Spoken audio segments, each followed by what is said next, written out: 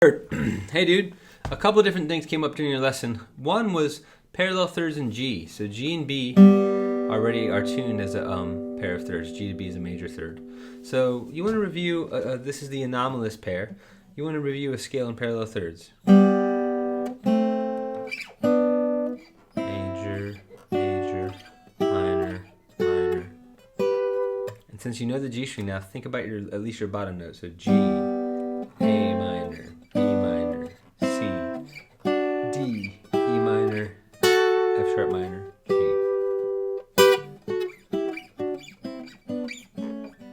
And then started in A. A, B, C sharp, D, E, F sharp, G sharp, A.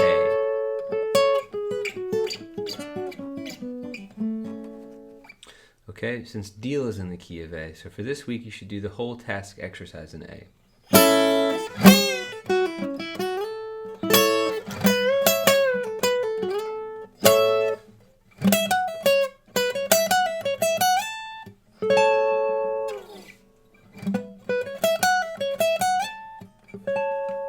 Just repeating that one.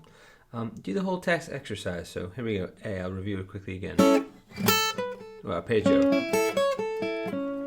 But for this week, I want you to add the dominant seventh chord arpeggio. And in general, you can think about it as on the same string as the fifth. So, sorry.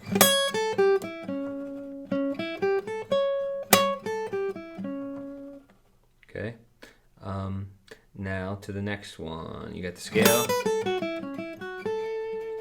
And then all the colors. 6, 4, thirds. Okay. Oblique motion. I haven't mentioned this last time, but this is a good one. And then the back. Okay.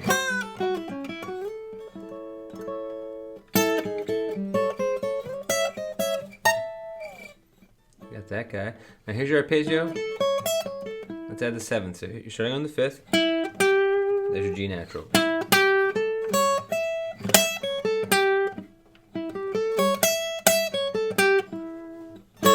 You know the color here. Let's move on to the next. So you have root, third, fifth, seventh.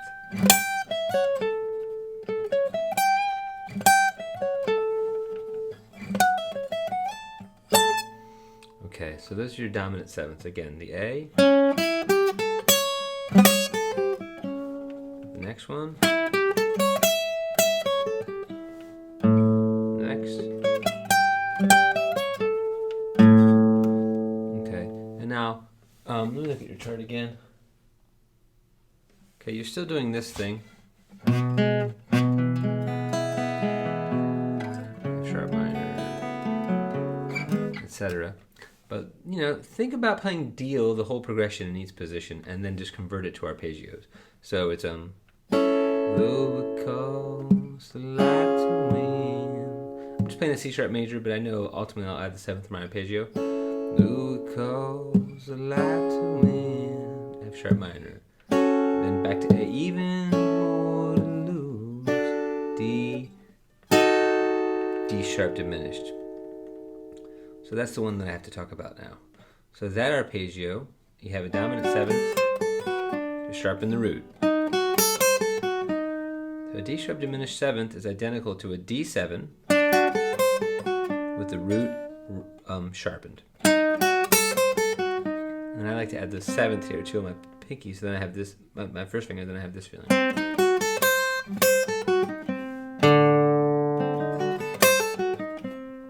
We'll get more into that next week, but there's a lot of permutations to that. So, though it costs a lot to win, and even more to lose, you and me ought to spend some time. And then I think it's what to do. Should I even know the next chord? Oh. Well, that's nice. there's a B7 there, and then back to the D7. So it's so you can do a B major, and then back to the D. Goes to show you don't ever know what she's got to play it slow. And the cool thing about here, then you have a very standard 1 flat 7 4 1.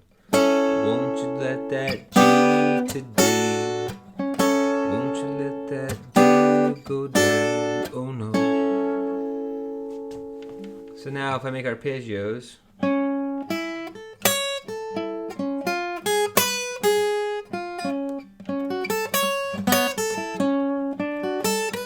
sorry, I could do D and then D.